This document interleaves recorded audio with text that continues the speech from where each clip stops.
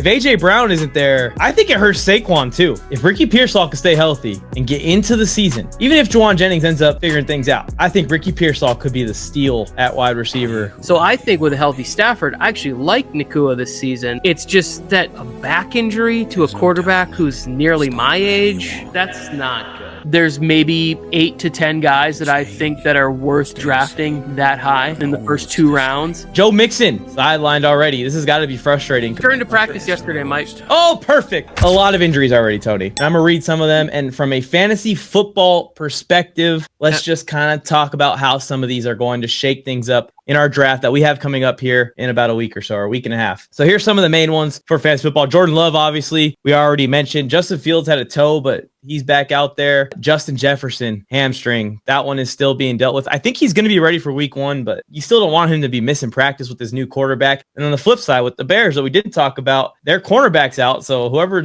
is playing the Bears first is going to be wide open. I don't remember who the Bears play first. I want to say it was the Vikings, but I'm not sure. Yeah, I don't remember. I know it's Packers-Lions week 1. Najee Harris, that was a problem for the Chargers, but that is slowly getting better and better. Obviously, the Rashawn Slater injury, but Terry McLaurin dealing with an ankle and a holdout. Chris Godwin still trying to come back from his injury. Dawson Knox is hurt. Darnell Mooney is injured. A big one that people aren't talking about a lot for fantasy football purposes, Isaiah Likely broke his foot. He's out. Zach Moss was released also in Cincinnati. That was an interesting drop by the Bengals. They must have someone that they really like emerging behind Chase Brown. The Cowboys lost Tyler Guyton, which affects their rushing attack a little bit. They've got a battle for RB1. Dontavian Wicks is dealing with an injury. So is Jaden Reed. Joe Mixon, sidelined already. This has got to be frustrating because Joe Mixon now is year after year after year getting hurt in some way, shape, or form. Anthony Richardson already dislocated his pinky finger. Don't know if you got any Michael Pittman or Jonathan Taylor owners out there that's going to affect. Xavier Worthy, concussion protocol. He should be good to go. Ladd McConkey. This is one that Chargers fans have been closing their eyes, like looking at it like this a little bit. Still waiting for him to get back out there. Ladd himself is saying very promising things. He returned to practice yesterday, Mike. Oh, perfect. Great news, Tony. Thank you for breaking that on the air. Ladd McConkey back at practice with Keenan Allen now. And that would probably be their first practice together. Yeah, the first one that he's participated in. Yeah. We also had a Malik Neighbors shoulder injury, but he's back and he's okay. Hopefully he's going to be okay for the season. A.J. Brown, sideline with a hammy. Devonta Smith, sideline with a back. I mean, that's 2 receivers that you don't want to see down when you're going into your fantasy football draft. The 49ers situation is a complete mess.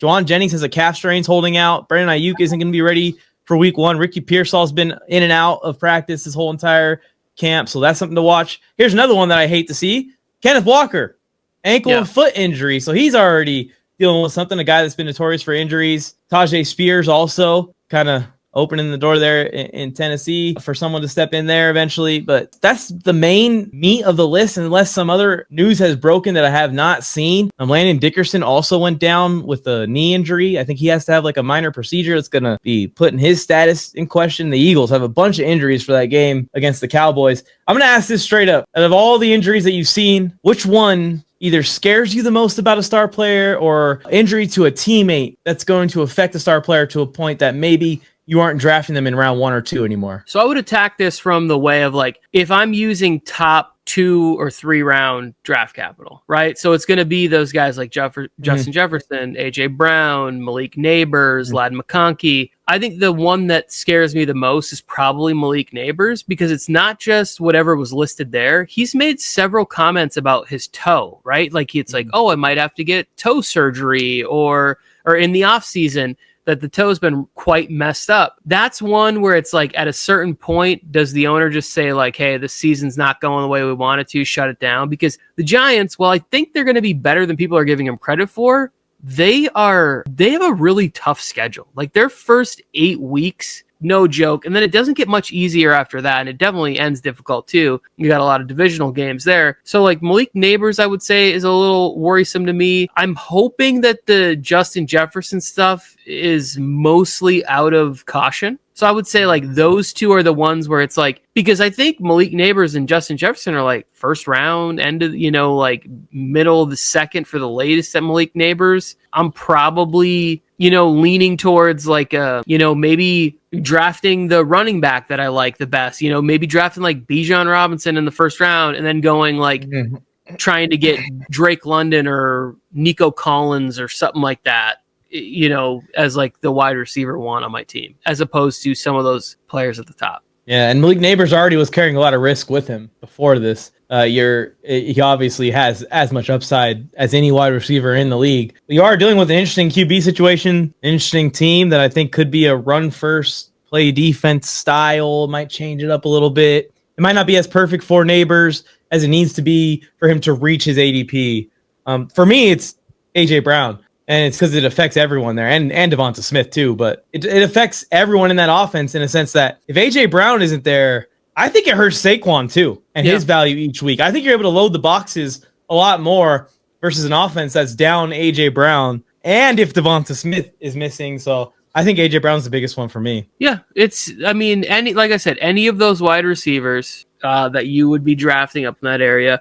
I think the Saints lost a couple of offensive linemen that got banged up, like Penning and Clapp both were injured. So like that hurts. Like, any chances for Olave are just basically out the window. Like Kamara too. Like if you're looking for that to sort of be like the RB2, or you draft RB heavy and you're going, I'm going to get him as my third running back. It's like maybe I have a little caution there. It'd be great if the Saints had Shadur Sanders. I don't know. People seem to like Tyler Shuck. How? I mean, he threw a touchdown pass on a broken defense. He also threw an awful, blindfold pick six right before that. Oh, yeah. His first touchdown pass was to the defense. Second touchdown pass a few plays later to the offense. Yeah. They want to go opposite of Drew Brees to that guy. That's what they're thinking. I don't know. It's on my team. I'm not that worried about it. I think the Saints. I have a prediction that Jameis Winston's going to be starting for that team at some point this year. But yeah, I think AJ Brown will be the one that scares me the most. And then what injury or what kind of situation do you think is pushing you into it? Like, hey, I want to take this guy now because this might be going south or a certain direction. I don't really think that there's any injury that's making me, more like feel better about like taking a player, right?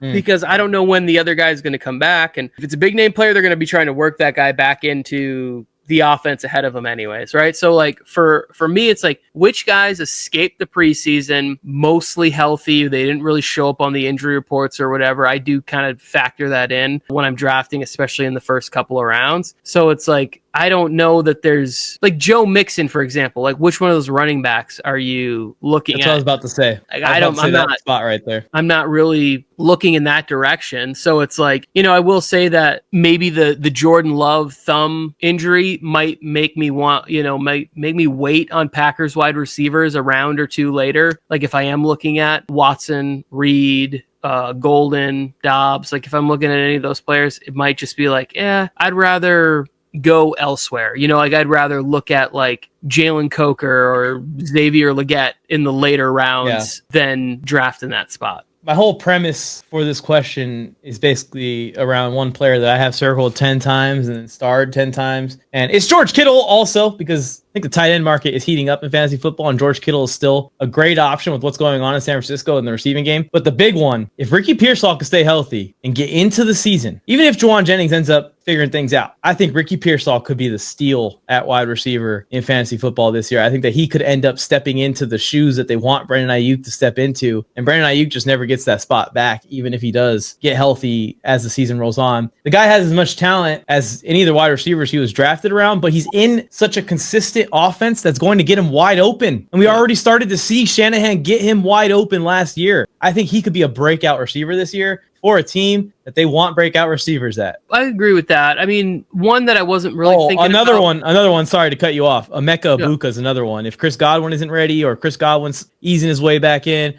I think Emeka Ibuka could start way faster than people realize. Yeah, I've thought about that. I have a little bit of emotional investment in Jalen McMillan because he helped me win a dynasty championship last year. You might be familiar with that. So I would like to see him continue to flourish. But yeah, I could see Emeka dominate in the slot early on in that offense. The one I was going to bring up real quick was Puka Nacua and Devontae Adams, where it's like, if Stafford's not playing, like, because you're probably drafting Puka in like the first round or early part of the second round. Man, I can't. I'm not doing that. He's on my right shit now. list this year. Yeah. Like I cannot do that if Jimmy. I don't think I could do it. I don't think I could do it with Stafford completely healthy, honestly. I just think Devontae Adams has still got a lot of gas left in the tank, at least for a year. It's going to be a pretty even split. We're not just going to see Puka just get ran into the ground. The Rams have an awareness that they can't just load this shit all up on one player. They've been forced to because of Cooper Kupp injuries. But Puka Nacua has been just running into a wall for the whole start of his career, pretty much. Well, so I actually think that if you have a healthy Stafford, having Devontae Adams helps out a guy like Puka Nacua, because you're going to have somebody who's going to be maybe a little more vertical in Adams, and you're going to be able to, McVay's going to be able to run and sort of play routes off of that with Nacua to get him more open in space, more sort of laterally, and then letting him get upfield and make explosive plays. So I think with a healthy Stafford, I actually like Nacua this season. It's just that we're talking about a back injury to a quarterback who's nearly my age. That's not good. I just hope that it's minor. I hope it is, because we've seen before in the last couple of off seasons, Stafford's been quick to be like, "Hey guys, I'm on a pitch count. This is not something I can't make it through every single season the same way I used to. If I have the smallest tweak in the off season, I'm shutting it down for a few weeks and we're gonna heal it up." It's not a good thing to do, I know. But I'm just hoping, my fingers are crossed, that like we were worried about his shoulder in previous years and stuff, and he ended up going out there and being okay. And yes, he did deal with injuries like he normally does, but he played through them, and the Rams are still very good. I think especially my worry is, Tony, maybe not necessarily that Puka's volume is going to go down a ton. I think it will go down slightly. I think especially when we get down into the red zone, Devontae Adams is going to eat in this offense. I think he is. I think he's going to have more touchdowns than people are thinking, and I think both Kyron Williams and Puka Nacua may have less touchdowns than people are thinking. And it's good for the Rams. It's just for fantasy football. You want your guy to score all the touchdowns. I want Puka to score a ball.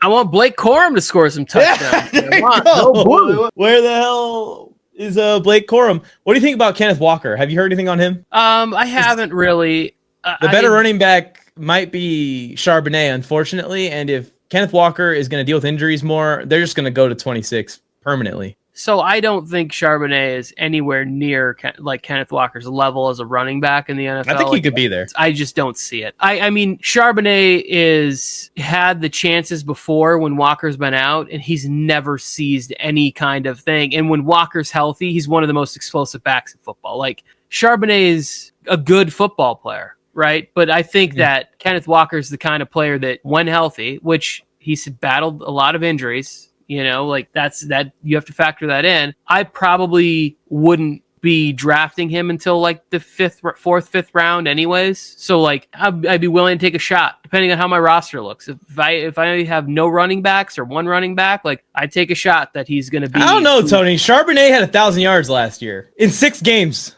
He had 1,000 yards in 6 games. Total, yeah, 6 starts. He had 6 starts, and he had literally 1,010 yards combined, receiving and rushing. So yeah, that's some contributions right there as the second running back, not as the starter. Again, Mike, I'm not saying he's not I'm saying he's a good football player, but I'm saying where Kenneth Walker is, like that's another level. Right now, on 243 carries, Charbonnet is averaging 4.5 yards per carry on 243 career carries. Then you draft him. And you take him. I will be drafting him. That's my point here, is I'm going to be taking Charbonnet at the end of my drafts, and then he's going to end up the starter of this team, and Kenneth Walker is going to be on the bench / injured. Let me see. I want to see Kenneth Walker's stats now. I mean, Kenneth Walker has been injured a lot. I know. That's a big problem. That's the issue. It's like he plays like 12 to 13 games a year, but when he plays, he's always productive. Yeah, so 3.7 yards per carry last year in the same offense. 4.3 for Charbonnet. I'm team Charbonnet. What's the pass game usage? What do you mean? For Kenneth Walker. How's he doing in the receiving game? You gave me 1,000 yards. You gave me that for him. What's my... Walker last year had 153 carries for 573 yards rushing. And then he had 46 catches for 299 yards receiving. He had a less productive year than Charbonnet. He started double the amount of games. It's not good for my argument. Well, it's just because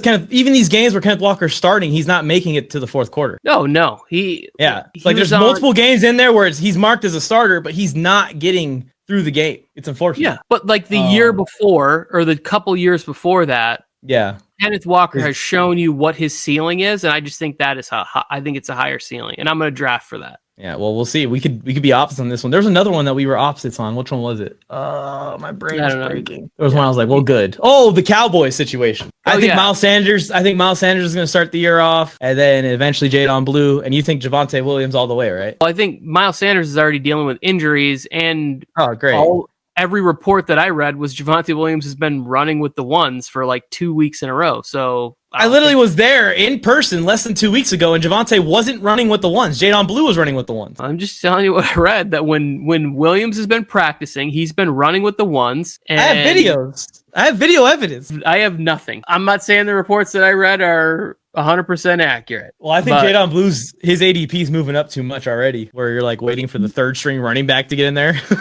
I think that's just Cowboy fans who are overly excited drafting. Yeah. What about the Tennessee situation? So Spears looks like he's going to be a questionable game one because he is on my dynasty team, and I am trying to make that like tough sort of cut my roster down to 16 players, and so he was. But does that give you some? Does that give you some love and some confidence for our people watching for Tony Pollard? Or yeah, he's another one of those guys where like if my draft strategies tend to be like heavy wide receiver, like I always love to have 4 really high end wide receivers. Like I usually love to get 4 wide receivers no later than the 8th round, right? Like it'll be like 1st, 2nd round, 5th round, 7th round. It's usually like I'm leaving the draft with 4 high end wide receivers. And then running backs, I tend to try to find those like the players like the Tony Pollard who's sitting there in the 5th round, in the 3rd round.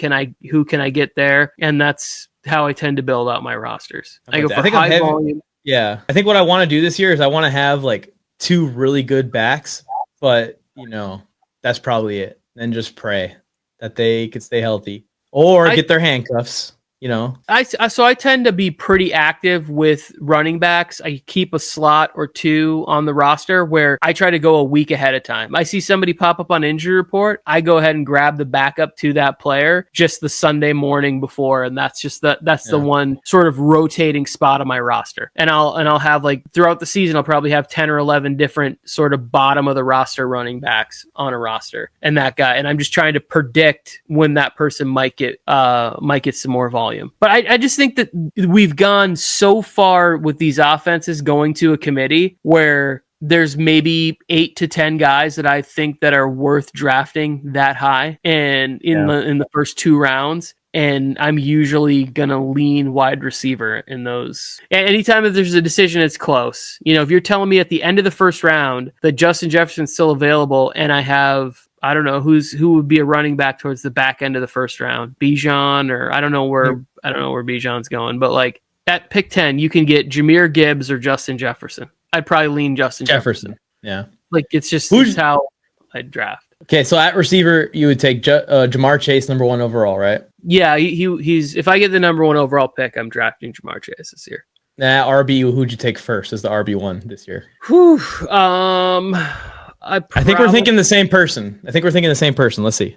I'm not going to lie that I'm a little worried about Saquon's usage and stuff like that.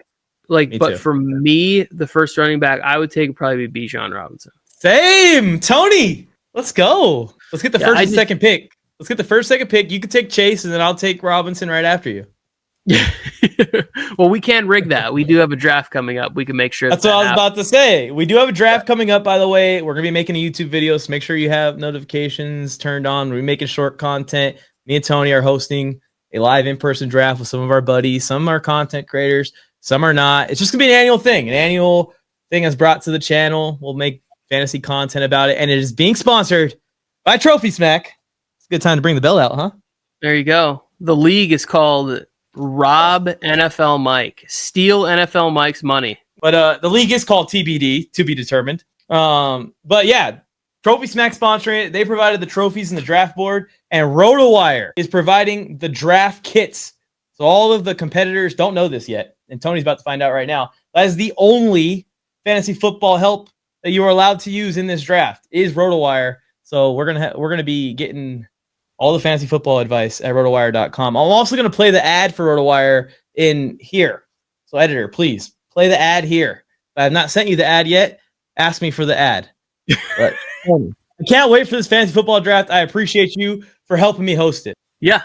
Thank you to RotoWire for helping me draft the #1 team in this fantasy league. I just want to preemptively put that out there. Thank you, RotoWire. My whole goal here is, Tony, is we're putting up money on the line. I'm putting $500 on the line, but I'm going to win. So then the next year, I'm going to come back, and I'm just going to be like, it's the same money from last year. It's the same belt from last year. Pause 1 second. I got to tell you guys about today's video sponsor, RotoWire. RotoWire is here to make sure that you dominate this fantasy football season.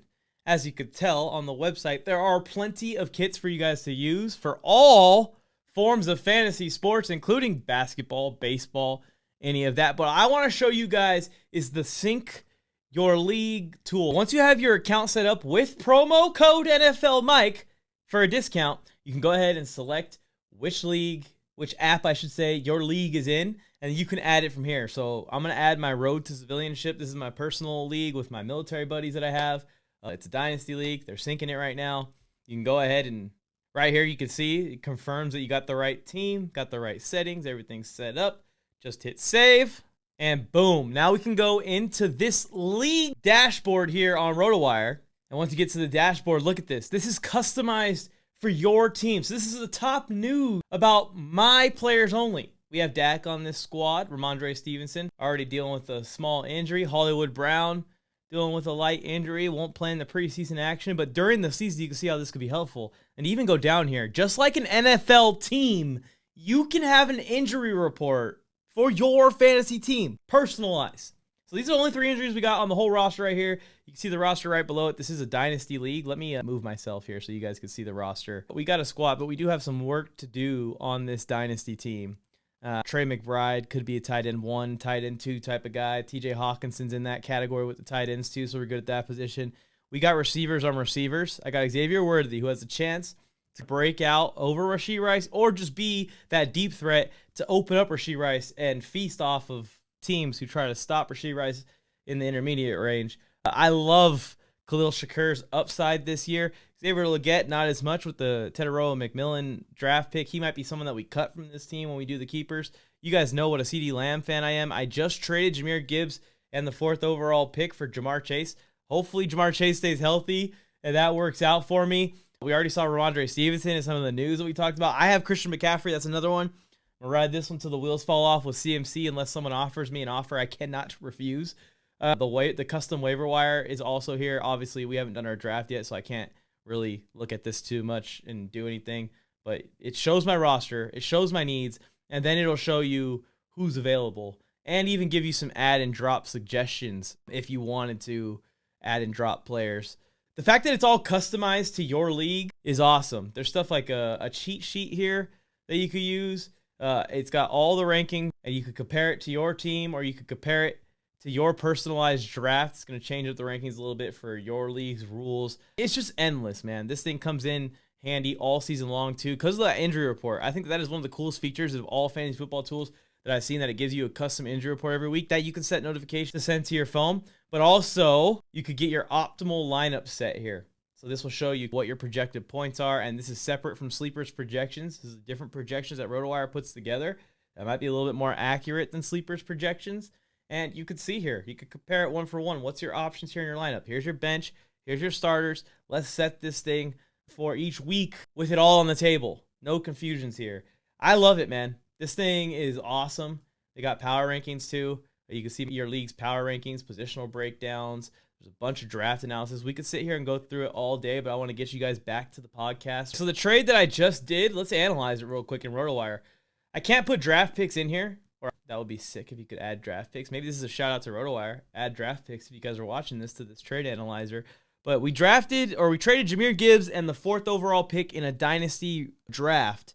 So what would be an equivalent on this roster to the 4th overall pick? I think Lamar's worth more than the 4th overall pick. Alvin Kamara's worth a little less than the 4th overall pick. James Cook's right on the line. That might be a good one to use instead. Cooper Kupp, I don't think he would go 4th overall. Not D-Hop either. Not Mark Andrews either. Not looking at the kicker. Let's put in James Cook here. So let's say that James Cook is filling the spot of the 4th overall pick in a dynasty league. I'm not saying draft James Cook 4th overall. We're just filling this. Analyze trade. Let's see what happens. This is actually my first time using the trade analyzer. Look at that. Impact on power rankings. My team, 0% impact. So that means that didn't do that much to me. But the opposing team, it hurt them bad to lose Jamar Chase. And that's what all my league mates were saying when I accomplished this deal. So I liked it to see the reaction. What you could do is before you're sending out offers is you can go into this. You could go ahead and plan your trades out and make sure that you're making good trades. You get your top free agents here, stats. You can just go to the league standings, schedule, depth charts, everything, man. And once you sync your league into this, you're not going to ever leave this app because you're just going to be looking through all this stuff.